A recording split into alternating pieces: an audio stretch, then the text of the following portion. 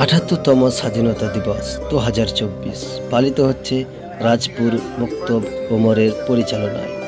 আসছেন রাজপুর গ্রামের তালডাংরা থানার আমডাংরা গ্রাম পঞ্চায়েতের প্রধান সাহেব আসানুর ভাইজান পতাকা উত্তোলন করবেন এবং বক্তব্য রাখবেন। ভিডিওটা দেখুন, সাথে থাকুন। ভালো থাকবেন, সুস্থ থাকবেন।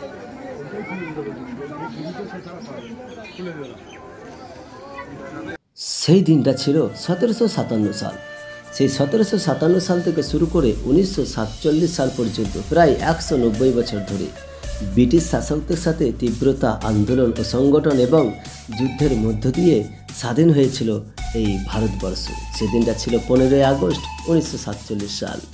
আজকে সেই ১৫ই আগস্ট আমরা পালন করি। সেই শহীদদেরকে, ভারতীয় মুক্তিযোদ্ধাদেরকে আমরা অনুসরণ করি, সম্মান জানাই।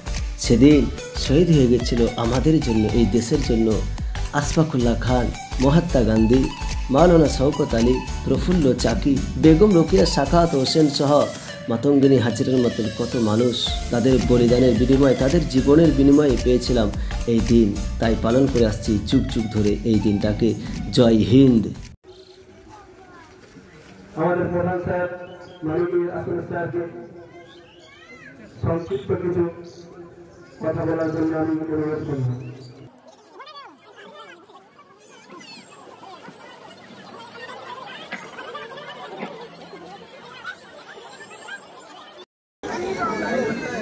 আসসালামু আলাইকুম।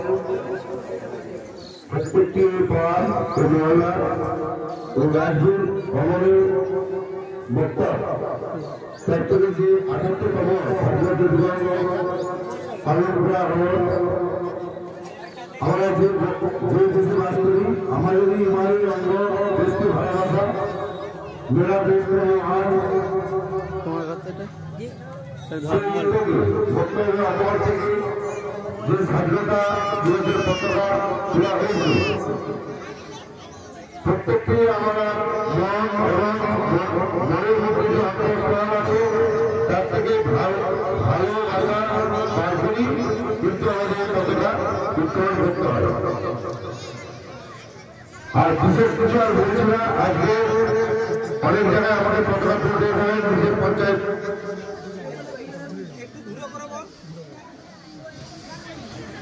পঞ্চায়েত অফিসে তুলতে হবে। আরো অন্যান্য অনেক স্কুল থেকে মাস্টারমশাইরা ফোন করছে, আমি আসতে পারবো না, তাড়াতাড়ি করবে। আগে লাইব্রেরির মধ্যে তুলছিলাম, হাফেজ সাহেব ফোন করছে, আমাদের এই বক্তব্যের যিনি ইমাম সে ফোন করছে এক সাইড, সেই জন্য আপনাদের সঙ্গে এসে সামিল হলাম। সংক্ষিপ্ত আকারে দু চার কথা বললাম, আরো যদি কোনো সময় পাই তারপর বলবো। এই বলে আমার বক্তব্য শেষ করছি। আপনাদের কোনো ইসলামী প্রোগ্রাম, ওয়াজ, জলসা, বয়ান, বক্তব্য রেকর্ড করাতে বা আমাদের ইউটিউব চ্যানেলে আপলোড করাতে আপনারা আমাদের সাথে যোগাযোগ করুন। স্ক্রিনের মধ্যে যাকে দেখতে পাচ্ছেন চ্যানেল কর্তৃপক্ষ হাফেজ কুতুবউদ্দিন খান।